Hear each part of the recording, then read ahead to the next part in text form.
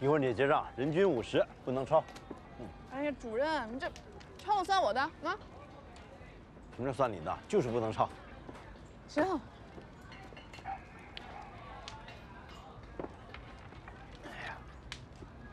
李然，你倒可以学学桃子的懒劲儿。我怎么就懒了？别打岔，别那么累，别那么太认真，太认真了，苦的、累的，是你自己。你有你的想法，镇领导有镇领导的角度，县领导有县领导的高度，考虑的问题都不一样，不可能以你的意志为转移啊。事缓则圆，缓一缓挺好的。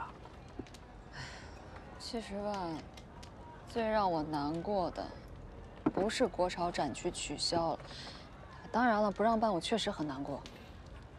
但是最让我难过的，是彭书记的态度。彭书记态度怎么了？依然，你呀，就是太天真，太幼稚。彭书记那是身体力行给你上了生动的一课。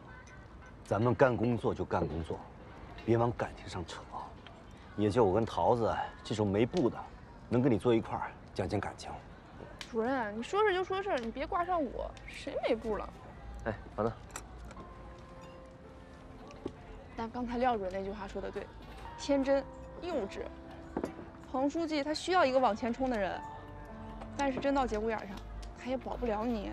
废什么话，好经都让你给念歪了。行，我是歪嘴和尚，我念不出好经。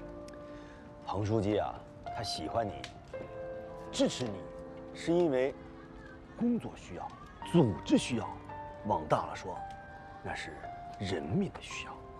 他呀，这是给你机会，历练你嘛。廖主任，那爹味儿又出来了啊！那怪我多嘴了。来，行了行了，哎，咱们好不容易出来一次，不聊了啊。咱们一起举杯好不好？好，准备庆祝一下，我们散伙愉快。来，哎，林依然，真生我气了？来吧，就差你了啊！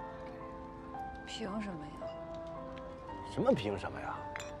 凭什么文房四宝文化节就一定要办成他们那样呢？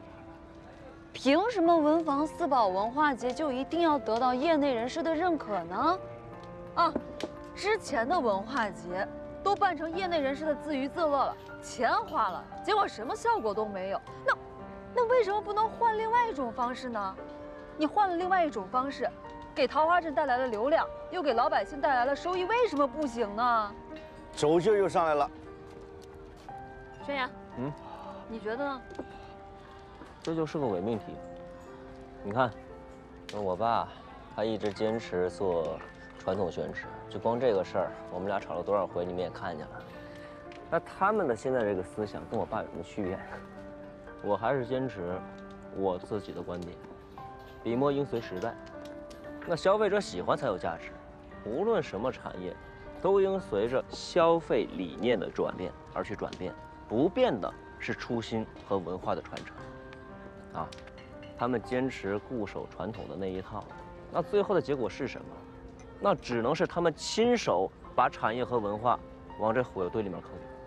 对嘛，罗副镇长他们就是给我说懵了，这一唱一和的，不行，这文房四宝文化节准备的这么好，不能就这么算了。哎，你想干什么？这是党委的决议，党组织的决定，你可不能任性啊！主任说的对，你要这样做就有点出格了。我觉得党委班子也是受上级的影响呀，那我就找上级领导嘛。我把功课做足了，我把道理讲明白了，这有可能领导的态度就转变了呢。简直胡闹！越级汇报那是大忌呀！你这个孩子，老师，注意领导形象。哎呀，朽木不可雕。没事。这样，我再去叫点串啊。哎呀，大家都吃饱了。我再吃点。没事。依然，你要是真这么做了，你就把全体的班子成员都得罪了，到时候你就彻底没步了。他哪里还有步？他真敢这么干，在桃花镇连立足之地都没有啊！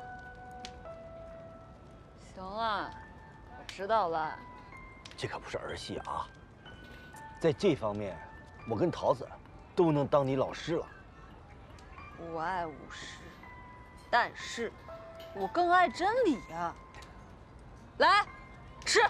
是。其实啊，我只在乎这件事情能不能做成。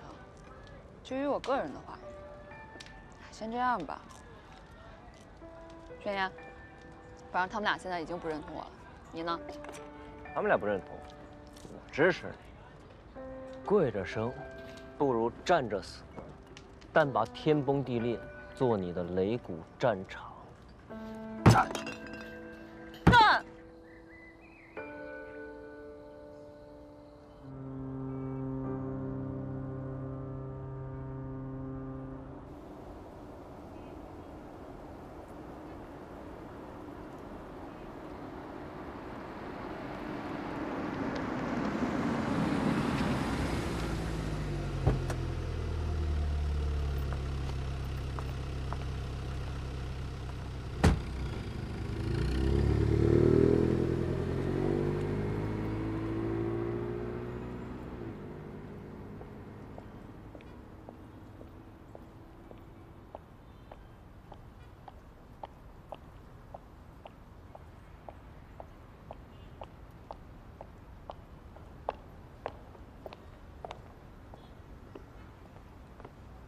彭书记，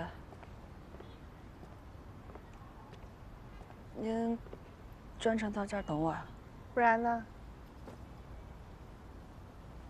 这是我个人主意，跟您没有关系。林依然，你是不是觉得我昨天在会上扛不住压力，把你推出去祭旗了？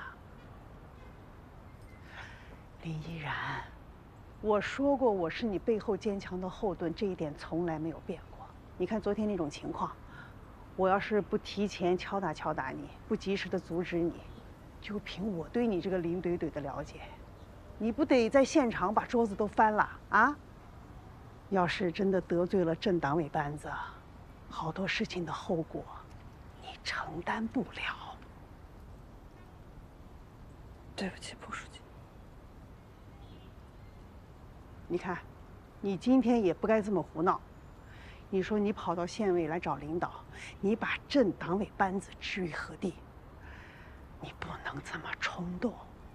你现在也是领导岗位上的干部了，不能忍辱负重，是走不远的。我没冲动，也没有忍辱负重，我只是觉得这件事情只要我能做好，能给桃花镇带来价值，能给群众们带来更好的生活，我觉得这事儿做的就值。牺牲你的前途也在所不辞吗？我当然是不想，但是如果没有其他办法的话，我只能这么做。谢谢彭书记为我考虑，可能还是要辜负您了。我连夜做了一份国潮展区的全面分析报告，这该说的话我还是要说，该得罪的人我还是要得罪。好，小姑娘还挺倔强，可以走。您不必陪我去，我不想连累您。不但倔强，还挺仗义啊！啊，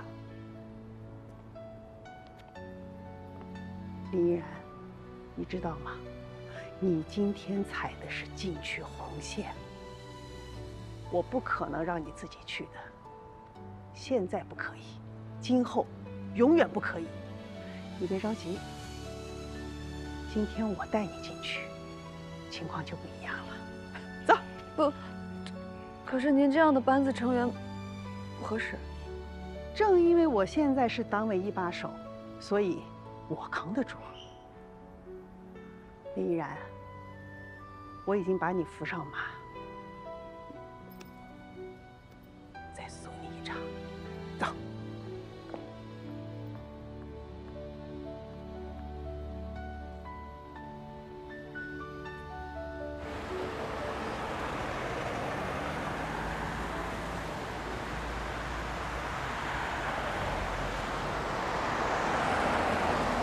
天县委领导能原则上同意，其实就是你那股想做事儿、能做事儿的劲头感动了领导。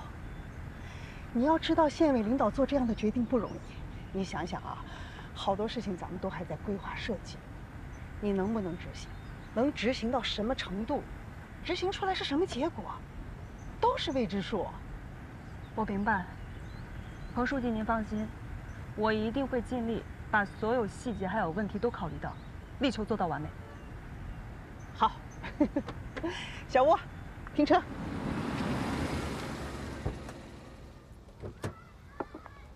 哎，彭书记，你不着急回去开会吗？请你喝杯咖啡。彭书记，进。哎，小丽，怎么样？我们的这片沙田道漂亮吧？漂亮。其实我今天挺感慨的，你知道吗？有的时候我看见你，就像看到了20多年前刚刚工作的我。那个时候啊，我跟你一样，哎呀，眼里有光，心里有梦，上怼天，下怼地，什么都不怕，觉得这个世界都是我的，像一块画布一样，我可以在这儿肆意的挥毫。时间真快啊！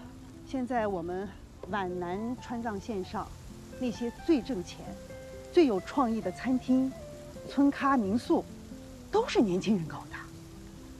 现在的年轻人太了不起了，他们有时候啊，一点点小小的创意，就可能对这个世界带来改观，引领着时代的节奏，开拓着时代的机遇。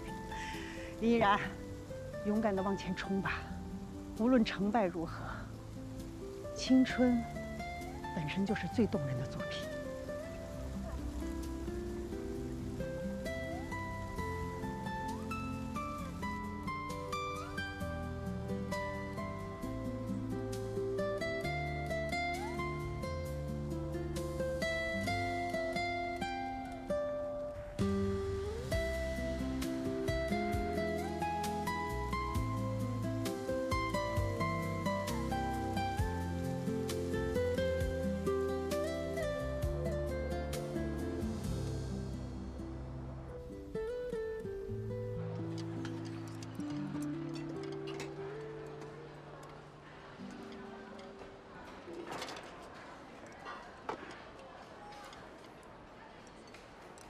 彭主任，哎，林主任，我听说你那儿忙到炸了，我还想着去你那儿慰问一下呢，我又怕你耽误你工作，你说？得了吧，黄主任，你这话听着就假。哎呀，我给你打电话，电话不接；微信不回的你。县审计局在我那儿扎了好几天了，从早到晚搞不歇，我这哪有空啊我？听说了，例行审计嘛，所以我不是让你们办公室的小樊隔天就回去了吗？现在好多人都议论我、讨论我呢，说我巴结你这个财神爷。李姐万岁啊！我还没来得及感谢你呢。我现在就是着急，国潮展区的这个资金，4个主题，很多场景都着急要钱。你要是再不给我钱，我就真来不及了。这还用你说吗？专项资金最后那10几万，我都一次性安排完了。安排完了？哎，我们可是都听说你们的壮举了啊！彭书记带着你那是直闯县委，那是挽狂澜于既倒，扶大厦至将倾啊！你们人还没回来，小道消息早传回来了。哎，在咱们镇上现在已经传为佳话了。这是咱俩私下说这事儿啊。镇党委书记亲自出马，又得到县委领导班子的首肯，他罗副镇长怎么还敢推三阻四的？半小时前就已经签完字了，一次性全拨给他了。这他也没跟我说呀。你还不知道呢？彭书记一回来就奔那个小岭最美乡村公路那儿去了，说是有一户人家本来已经协商好了拆迁赔款，哎，结果刚一开工又闹着不让干了。罗副镇长跟葛主任他们都去了。行，谢谢啊，黄主任。你是好饭不怕晚，这食堂最怕晚，你赶紧吃口去吧。哎，谢谢啊，黄主任。太忙了你。大姐、大哥，我们政府的工作还是需要你们多多支持呢。彭书记，不是我们不支持，你也是知道的。我这腿脚也不方便，你孩子大了住在一起，多不你说彭书记对林依然啊，这真是仁至义尽，这好的就没话讲了。都是为了工作。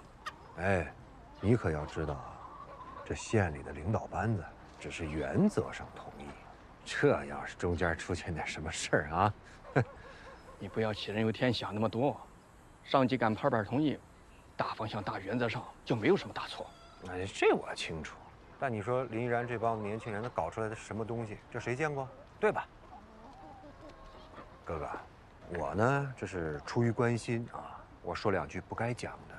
你说彭书记这么支持林依然，差不多你也要劝劝他，时不时也要为自己考虑考虑，对吧？其实这话我不该讲，但是二位领导，喝杯茶。没有，他说谢谢，辛苦你啊，给您添麻烦了。没有啊，别客气，别客气啊。我这老伴儿啊，这县城的楼房他住不习惯，就想回来。你让彭书记给他说说，这不就好了吗？是，我家老伴儿最爱听彭书记讲话，哎，入情，入理。对，那您先忙啊。好，你好。这不干不错，多干多错，这话是有问题，但我觉得呢，这存在即合理。要是真出了问题啊，那就晚了。哎，我想起个事儿哈，你家老丈母娘去年是得癌症走的吧？嗯，肺癌。有一回啊，我听肿瘤医院的院长讲啊，这得癌症的6%、70%啊都不是病的。啊？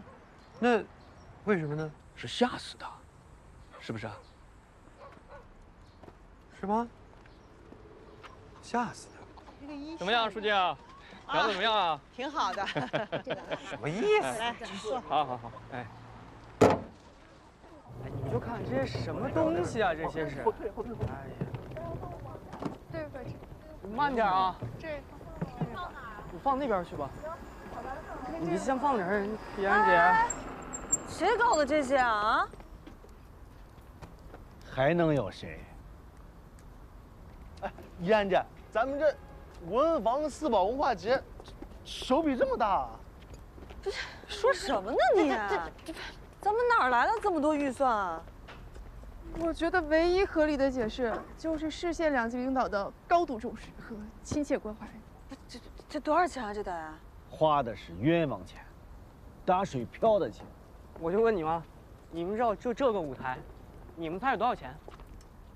租的，1天5000，罗副镇长亲自定的呀。不是，等会儿，就这个5000？对呀。我怎么有种不好的预感呢？咱们距离开幕式还有5天呢，罗副镇长这么早就安排上，得多花多少钱呢？咱们资金本来就不够，哪经得起他这么造啊？哎呀，我这还没说完呢，就这个高级音响，1天1万。1万？1万？这个1万呀！哎，哥们儿，我们这么多东西，这还有好几天呢，你是不是记错日子了？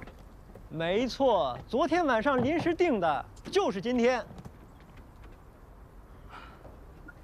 定预算的时候，我专门跟罗副镇长说过，这舞台根本用不着，就红毯就行，这音响也根本就用不着。罗副镇长为什么要这么干啊？谁能知道？哎，不是姐，那个财政办额外拨款了？哪能啊？专项资金多少钱你知道的呀？罗副镇长来了。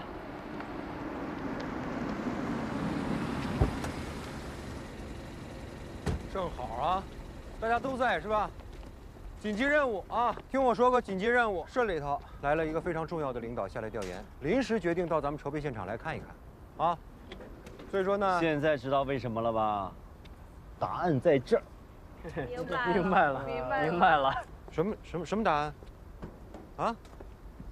不管什么答案，现在都听我说啊，林依然。待会儿领导来了呢，要做动员讲话，你马上去通知周边的商户到这儿来，把现场的气氛搞一搞啊。另外，矿泉水啊、胸牌啊、工作服这些个物资到了。张斌、王浩，你们找几个人，一会儿把物资搬一下啊。其他人，你能不能眼睛里边有点活啊？把现场的这个卫生搞一搞，是吧？今天这属于是什么呢？突击演习，就是要考验我们这支队伍到底是不是一支能打硬仗的队伍。所以说，大家都给我拿出最好的精神风貌，让领导们看一看。我们的能力，我们的水平，啊！好了，动起来。走吧，走吧。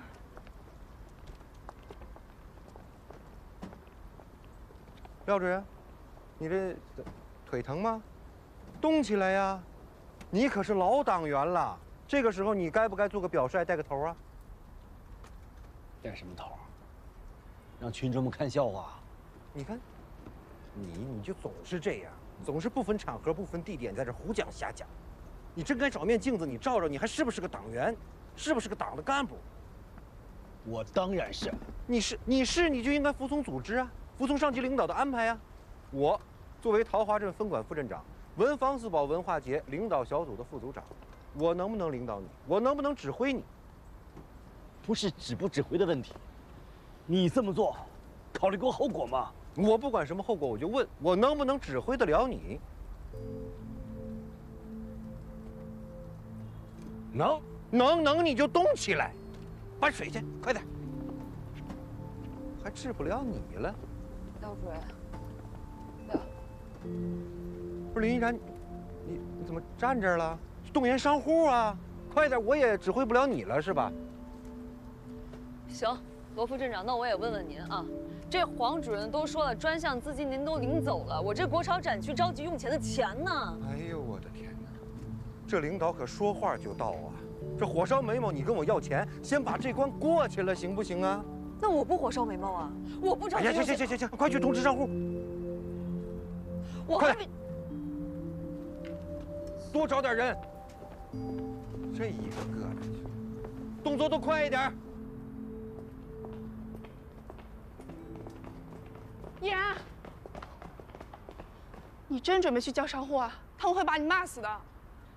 彭书记特意交代我，要服从上级安排，听指挥，要注意团结，要忍辱负重。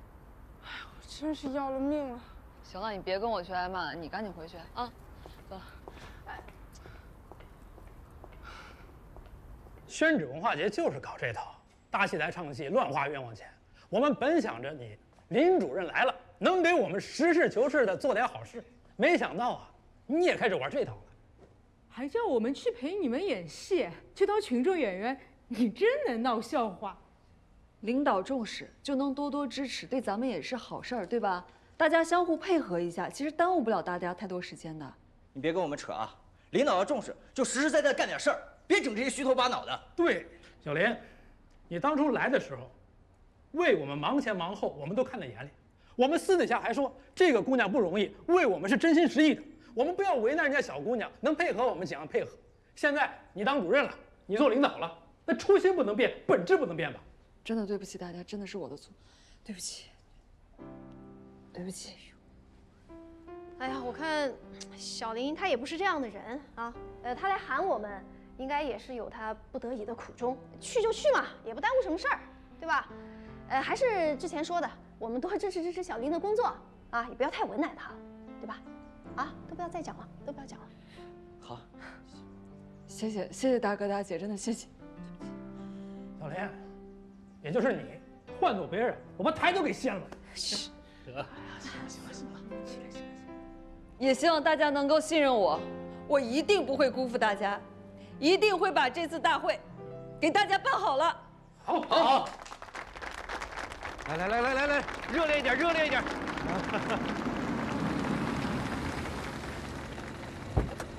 哎，领导，辛苦了，副镇长，辛苦。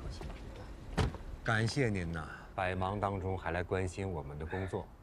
来，各位，咱们用最热烈的掌声欢迎领导的到来。大家辛苦了，这些天一直听罗副镇长念叨，说你们的准备工作做得很好，很辛苦。我今天路过这里，临时决定来看看大家。领导，上台说。不用了，就不多耽误大家时间了。哎呦，领导，怎么叫做耽误我们时间呢？这都盼着您来呀，一刻一刻的，我们都想多听听您的教诲呀。千万别这么说，我没有什么教诲可说，就是来看看大家。再过2天，文房四宝文化节就要举办了，时间紧，任务重，我就一句话，我盼着看到一场顺利的、精彩的，能够为老百姓带来实惠的盛会。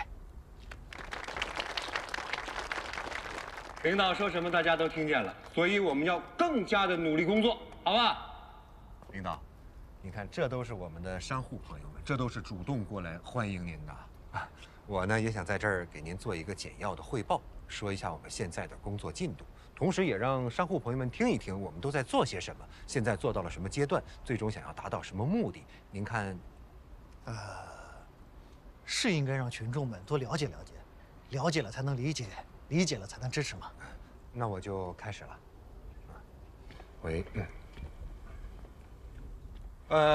为了本次文房四宝文化节的顺利召开，作为本次文房四宝文化节领导小组的副组长，我在镇党委书记彭瑞雪同志的指示下，先后召开了7次相关的会议，厘清举办大会的意义目的，分配举办大会的相关工作，联动举办大会的相关单位。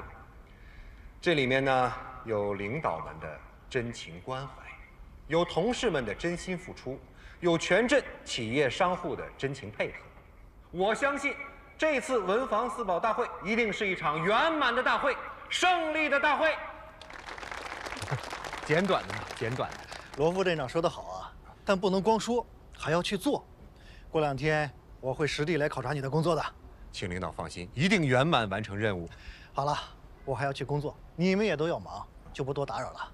还是那句话，由衷祝你们成功。哎，好，谢谢领导。来，大家欢送领导。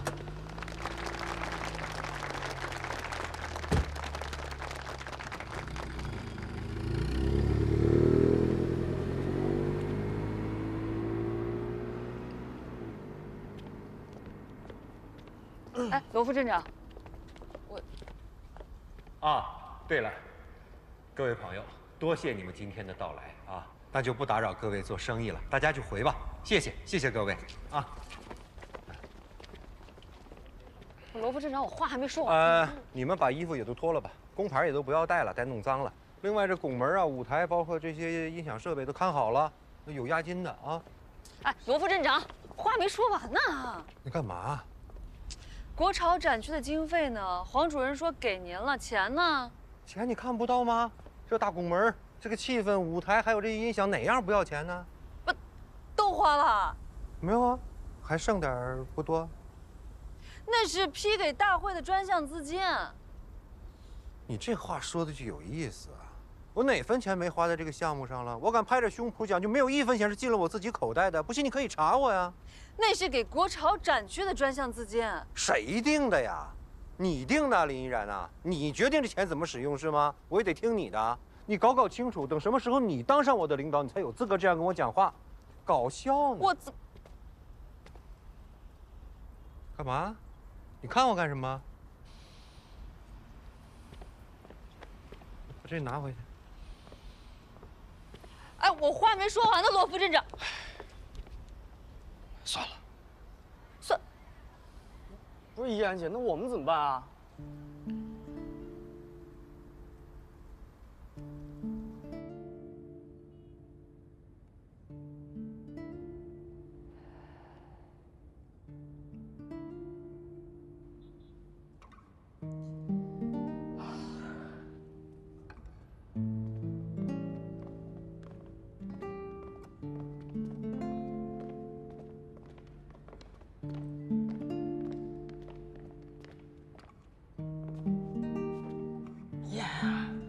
其实啊，这个事儿已经尽了力了，大伙儿都看在眼里呢，尽了力就行了。我就是不明白，为什么我那么想做好一件事情就那么难？听起一句，算了吧。彭书记在北京出差呢，刚才呀，把这个罗副镇长狠狠地批了一顿。罗副镇长是挪用了国潮展区的专项资金，违反了财经纪律。情况彭书记都知道了，该怎么处理怎么处理。现在的问题是，省市的资金程序还没走完，彭书记让我问问你的意见，接下来怎么考虑啊？我累了。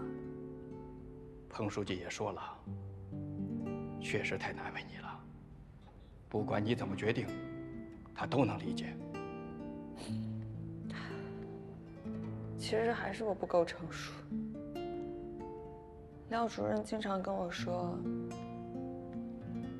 所有事情都不可能以我的意志为转移，是我的问题。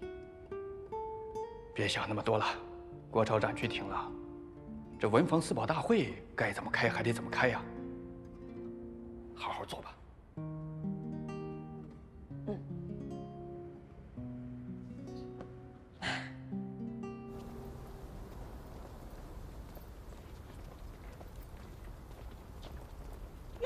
小林来啦！哎呀，哎呀，好久不见了，小林。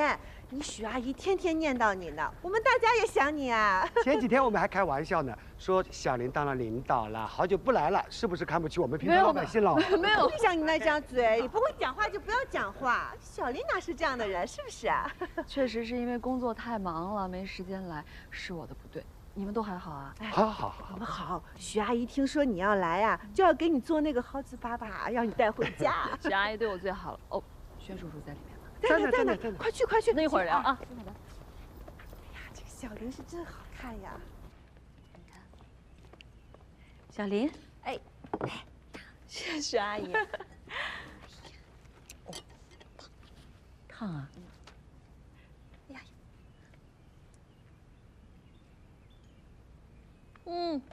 不，阿姨，这个季节还有蒿子粑粑。哎呀，这有什么奇怪的呀？你当季的时候把它采了以后呢，用水一焯，再冻到冰箱里，一年四季，什么时候想吃什么时候做。小林啊，哎，这个展位还分里外间呢。文房四宝代表性的企业，还有国家级和省级的非遗传承人，都在室内，其他的呢都在外面。哦，我们这个展位还是挺大的。我看看，你看看。哦，这么大呀！旁边谁呀？哦，红星厂。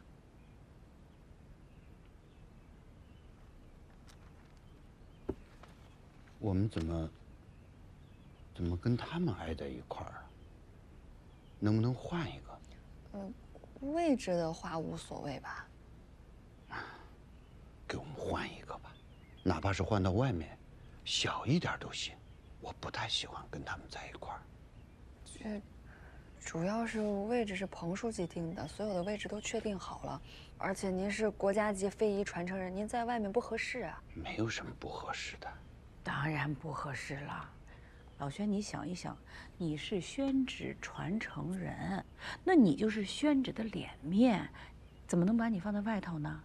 你得想一想，你合适了，政府也得合适啊，是吧？这样，要不换的话，你去，我就不去了。轩叔叔，您不去不行啊！笔墨纸砚各请一位国家级非遗传承人，要进行一场大师展演，这是桃花镇举办的大会，必须得您去呀。小林，这事就算我求你了，您给我们换一个。要是不换的话，我真不去了。行，我跟彭书记再汇报一下。谢谢。给你添麻烦了啊？没有。哦，对了，小林啊，我听宣言说，你的工作遇到难处了是吧？本来我们要打造一个国潮展区，这样就可以吸引很多年轻人嘛。但是现在可能办不成了。办不成了？哎呦，那多可惜呀！哎，你们这个要是成了，好多年轻人会喜欢上宣纸的，太可惜了。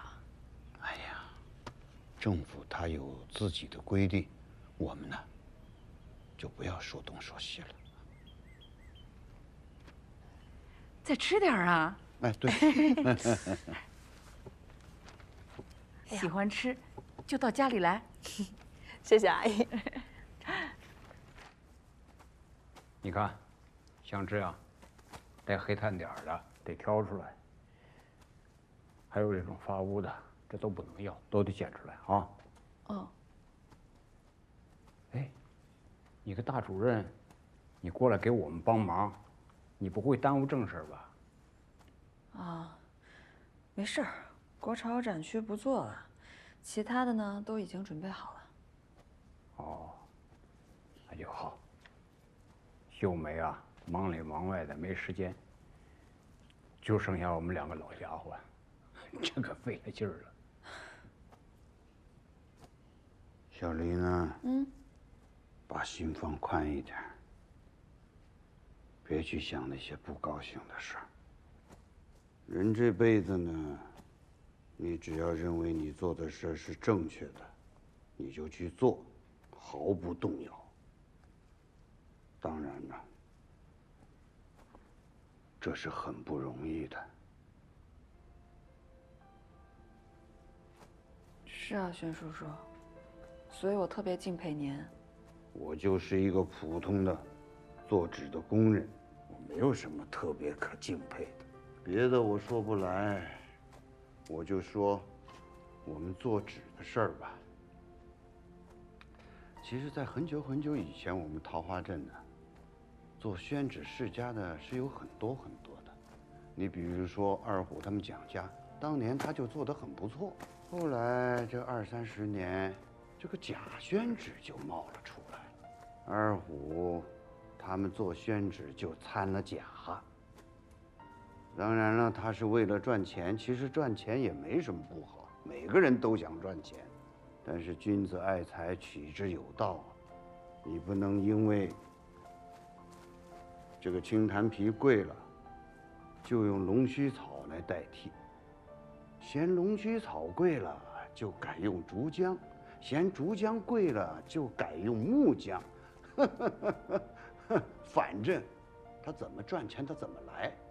这社会上，那懂宣纸的也没几个，于是就昧着良心，就干出一些损人利己、缺了8辈子道德的事儿，以假骗真，以次充好，把咱们老祖宗传承来的好东西都扔到那茅坑里去了。轩叔叔，那我想问你一个问题。您坚守这么多年，难道就没被现实打败过吗？那就要看你这辈子你想要什么。你比如说二虎吧，他把传承的东西丢了，他换到了钱。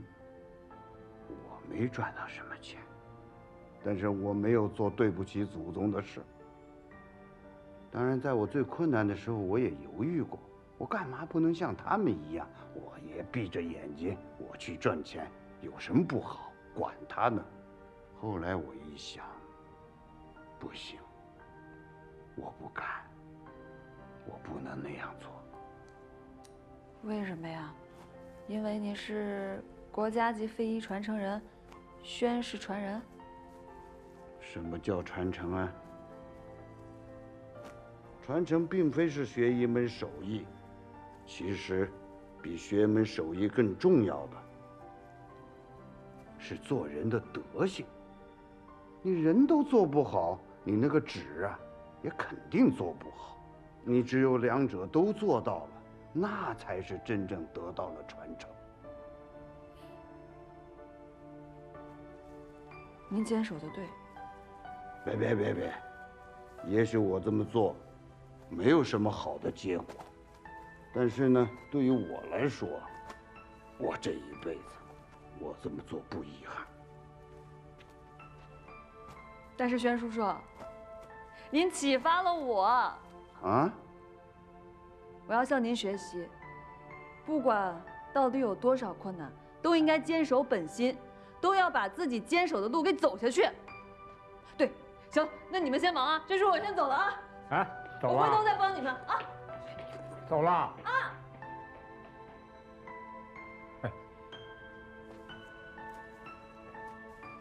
还指望着年轻人眼睛好使，多干点呢。这选了5分钟，聊了5分钟，这就走了。行了，你让年轻人干着我们都要耐下心来干的这些事儿，他走，他也是正常的。就咱们2个老家伙慢慢干吧，别嘀嘀咕咕的。哎，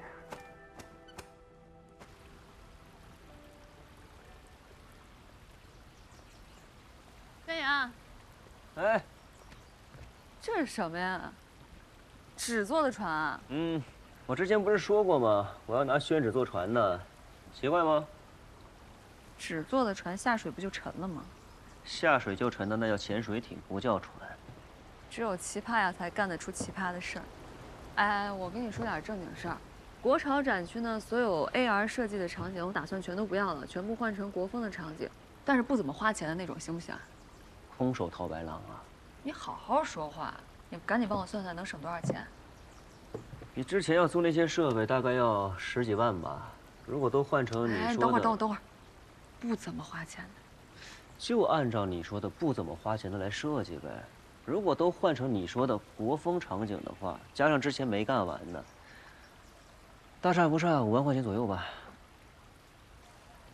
那从明天开始4天时间够不够？别人不能，我能啊。跟你商量件事儿。啊，你说。就是这部分的费用，你能不能先垫上？到时候盈利了之后我再还你。